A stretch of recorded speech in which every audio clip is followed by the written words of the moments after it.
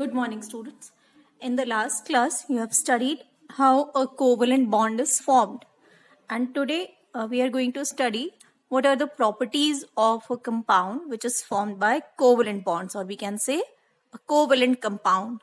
So first of all, let us try to understand the definition of the term covalent compound. It is a compound in which there are bonds formed by sharing of electrons. So this compound will be called covalent compound. Now what are the properties of covalent compound? First one, physical state. Now this we'll study, keep on comparing with the electrovalent if you remember. In electrovalent compounds, physical state was mostly solid because their boiling and melting points were high. So here, because covalent bonds have molecules, so generally these molecules are satisfied within themselves. So like if there are two different molecules, so each of them is stable in its own. It does not need to attract the other molecule. So what happens is, between two molecules, the attraction force is very, very small. And this attraction force is called van der Waals force.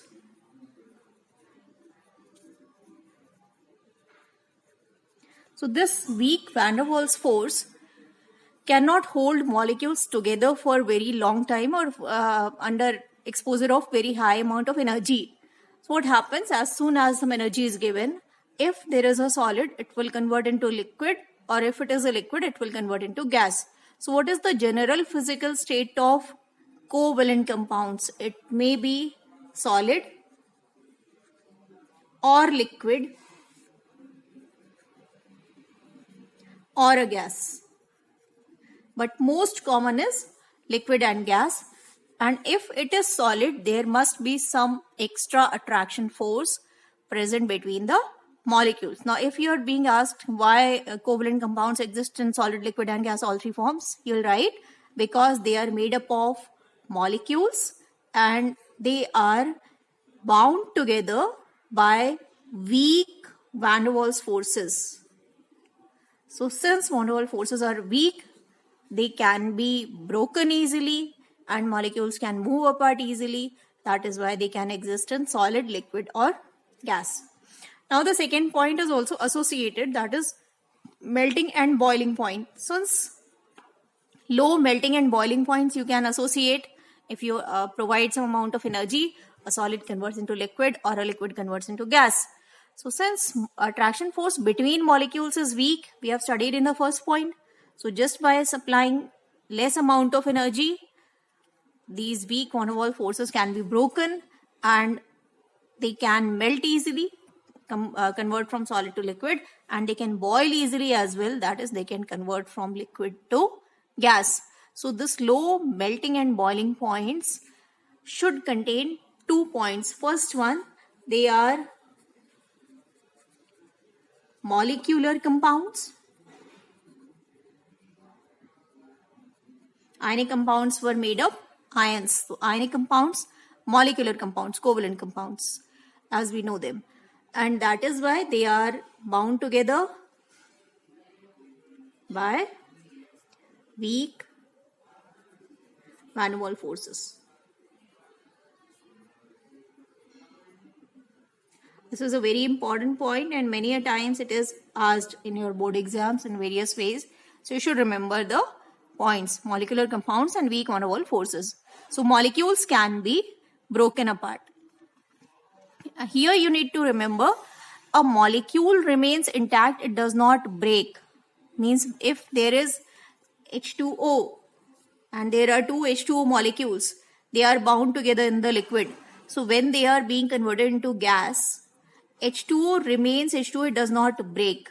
So the bond between hydrogen and oxygen will not break. What breaks is the bond between two water molecules, and this bond is not covalent bond. So here we need to remember, during melting or boiling, covalent bonds do not break. Rather, van der Waals forces between molecules need to be broken. So you will never write bond energy into it. Bond energy is low or covalent bonds are broken. That will go wrong. You will simply write van der Waals forces are weak, which act between molecules and they can be broken easily. This point need to be understood. Now, third point is solubility. Now, as you know, covalent bonds are formed by sharing of electrons. So, because there is a sharing, no electron transfer is being taking place. So, these covalent compounds are generally called non-polar compounds. And because they are non-polar, they will dissolve in non-polar solvents as well. So they are soluble in organic or non-polar solvents.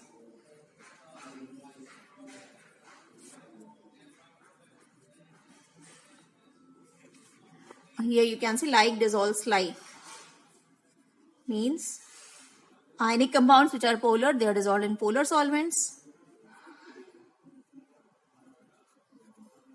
And covalent compounds which are non-polar, so they are dissolved in non-polar solvents. Some examples of non-polar solvents, one can be benzene, then it can be ethanol.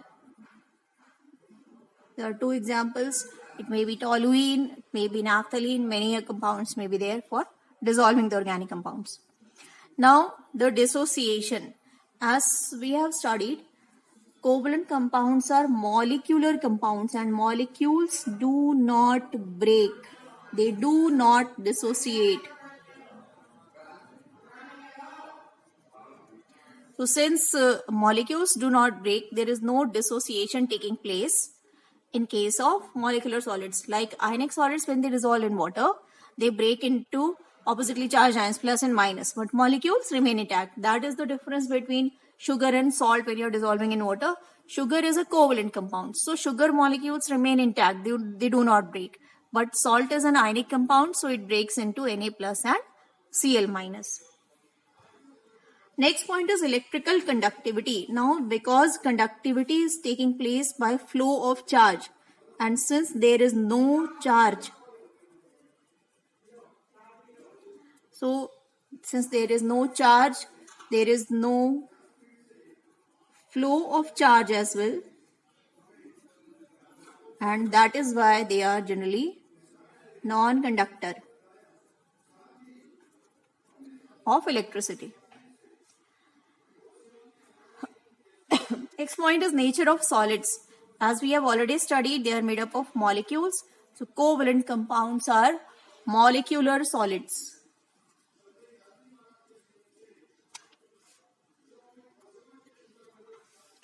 So they are molecular solids, do not break, and they are boiling, and since we are talking about solids, so their melting points are very small, very low.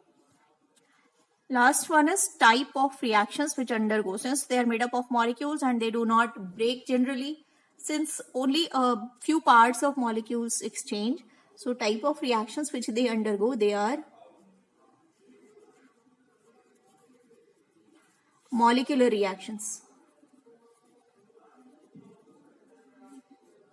And these molecular reactions are generally very slow.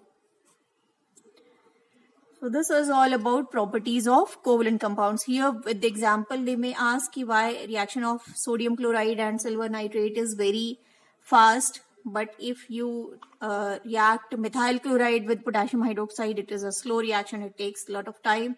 So just because between organic compounds, between covalent compounds rather we should say, molecular reactions take place and they are very slow reactions. So this is all about properties of covalent compounds for today. That's all. In the next class, we'll study about polar covalent compounds.